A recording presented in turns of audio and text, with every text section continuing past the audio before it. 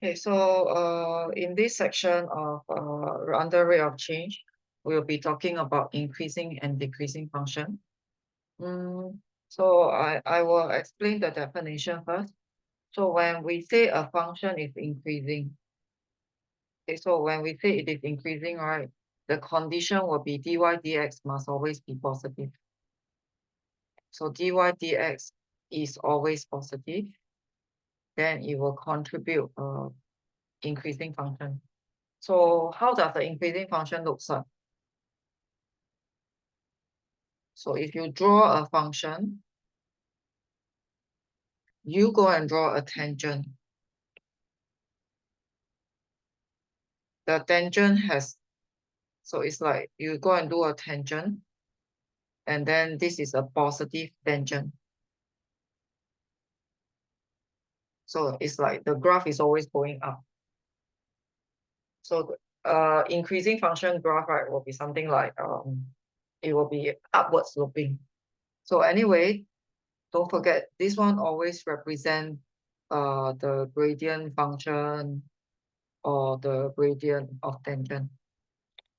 So a function is decreasing if dy dx is negative. It so the definition will be dy dx is always negative. So if you draw out the idea, it looks something like downward sloping, or it looks something like this, where the tangent is downward sloping. You draw a tangent is downward sloping. Okay, so that is a visual idea. Okay, so under this category, some students will find it very difficult because you will need to be explaining. So some questions deal with the explaining. Some questions deal with the finding range of values with given that it's an increasing or decreasing function. So I'm going to show you an example first, and then subsequently I will show you a few variety before you try to complete the practice set on the increasing and decreasing function. Okay, so just remember the definition first. So you need to remember the definition of an increasing and decreasing function. Okay, so if you look at example 3, it is a question whereby you got to show that it is an increasing function. So showing is like explaining. So if you will need to explain that it is an increasing function, then obviously you got to use the definition to explain. And the definition involves dy dx. So that should be your thinking. The definition of an increasing function is dy dx always positive. Then I should be using the definition to explain. So here, look at it. How are you going to get a dy dx? So hopefully you can see that this is a quotient rule. So I'm not going to show the quotient rule. You give it a try. I presume you will know how to get the quotient rule correctly. So if nothing goes wrong, this is actually the quotient rule. And how are you going to explain that this expression will be always positive? So the critical explanation will be this part. You will be targeting the perfect square. So you will need to mention that this is always positive. So in a way, you got a positive denominator. The numerator is already positive. You don't have to explain that 12 is positive. It's very obvious that 12 is positive. But you do need to explain that x plus 1 square is always positive because we couldn't tell. So any squared function will be positive. So a positive number divided by a positive function will also be positive. And this is exactly dy dx. So you deduce that dy dx is positive because the denominator is a perfect square, the numerator is a positive number. So once you deduce, then you can conclude that the curve is an increasing function.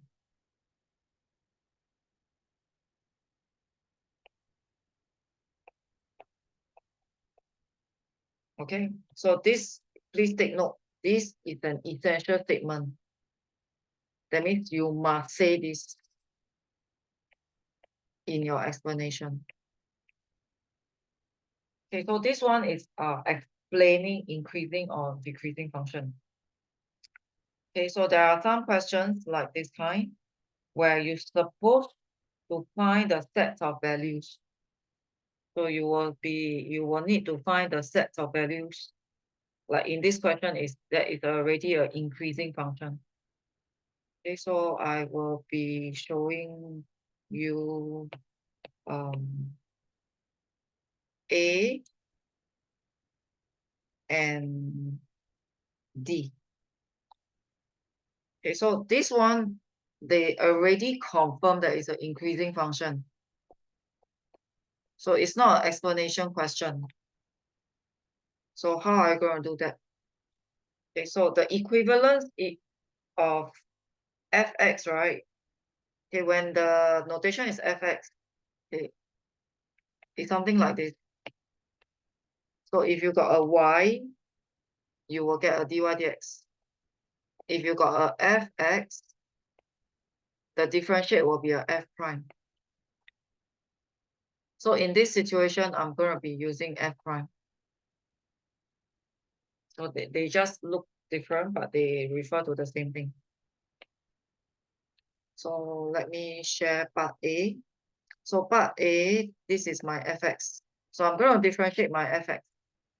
So when I differentiate my fx, that's equivalent to dy dx, which is equivalent to the notation f prime. So do your normal f prime. So putting down power minus power. So this is an increasing function. So increasing function, you have to state the definition. When you state the definition, you realize that that is what we'll call a linear inequality. So that is the answer. That is the range of x. Okay, what most people will usually get stuck is when you got this kind of function, okay, you do your f prime.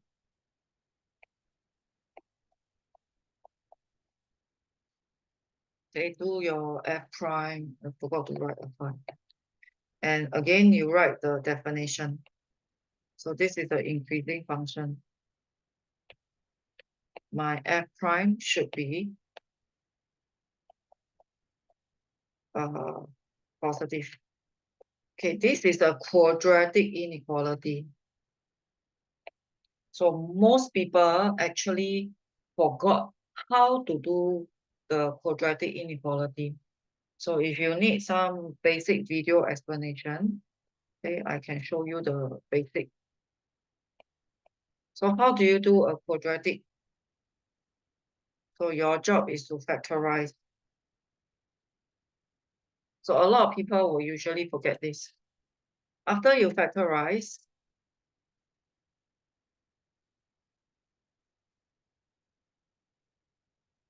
okay, you actually got to visualize the sketch. Okay, so visualize the sketch. And you need to mental out the x-intercept. So you actually got to mental out that x plus 3 equal to 0. And then you got to mental out that x minus 4 equal to 0. You got to mental out this. And then you got to shape above the x-axis. So the quadratic inequality is done like this. And the answer is this. So this is something that has been covered in chapter 2 of your A Math when you are in Sec 3. So if you think that you are weak in this, you need a video explanation purely on this. Okay, you let me know. Okay, because this one will most probably affect the rest of the increasing and decreasing function question. Okay, so what other so you got to bear that in mind. Then you can try the other question. Okay, and then there's one particular question that is a little bit difficult.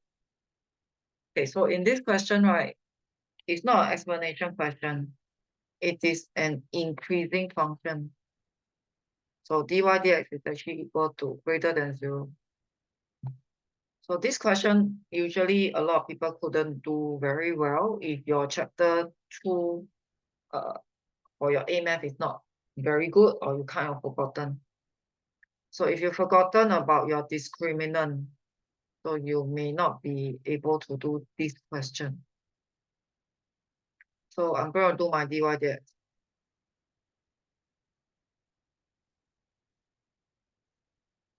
After I do my dy dx, okay, because the definition is for increasing function, my dy dx has to be positive. So I set my dy dx to be positive. But this time around, when I set my dy dx positive, I can't factorize to do the solving, to do the shading. Okay, why can't I factorize? That's because there's a p here. There's a p here that I couldn't factorize. So again, so in your chapter 2, you already learned that this is a quadratic graph. So this is a small graph. How do I know it's a small graph? Because it's 12x squared. So this is a small graph, and this is always positive. That means a small graph lies entirely above the x-axis. So a small graph lies entirely above the x-axis and not no intersection with the x-axis. And because there's no intersection, it's equivalent to no roots. And I'm going to execute the condition for no roots. So I'm going to execute the condition for no roots. So how do I execute the condition for no roots? Okay, so I isolate my working here. So first of all, if you want to execute the discriminant, you must be able to tell your A, B, and C correctly. Then you execute the discriminant. Your job is to find the range of P. So I'm going to execute my discriminant.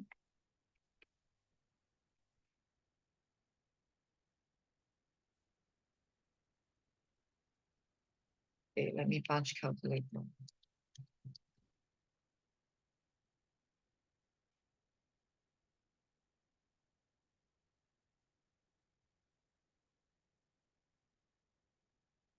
Let me check whether I work it out already. I need to check whether is it correct. That's correct. So here, you divide by 64, you get this number. So this is also a quadratic inequality.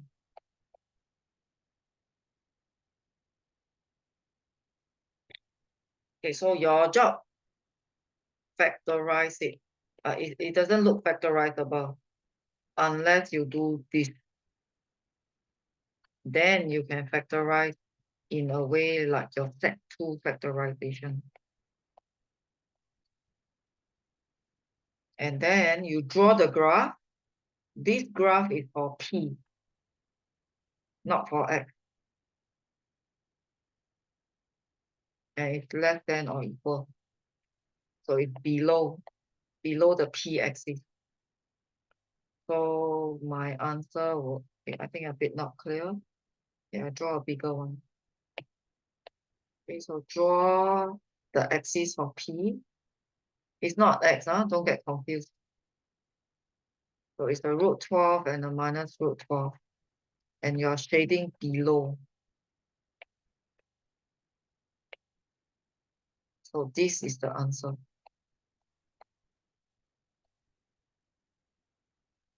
So the concept of discriminant again come from chapter 2. If you need a separate video explanation for this theory, okay, you let me know. Okay, so I can give you a video on this part. So this increasing and decreasing function section might involve your quadratic inequality, might involve your discriminant. So that can be what make it difficult. And for the explanation question, there are some must-say statement. So some of the must-say statement will be, you look for perfect square, it's always positive. Or there will be EX function that is also positive. So EX function won't come so fast, it won't appear here. It will appear under further application. Okay, so you can try all the questions that's related to increasing and decreasing function.